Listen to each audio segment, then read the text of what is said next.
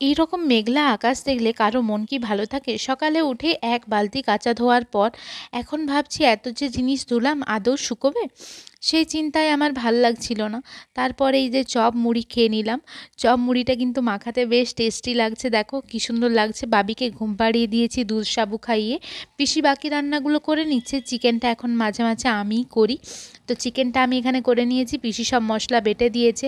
আর পিসি আছে বলেই কিন্তু আমি নানা রকমের যখন যেটা খেতে ইচ্ছে করছে সেটা খেতে পারছি।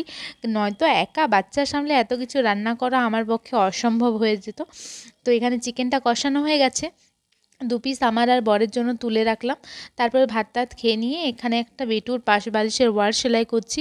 এটাতে ভাবছি ফেব্রিকের একটা ডিজাইন করব, তার জন্যই নতুন করে বানাচ্ছি।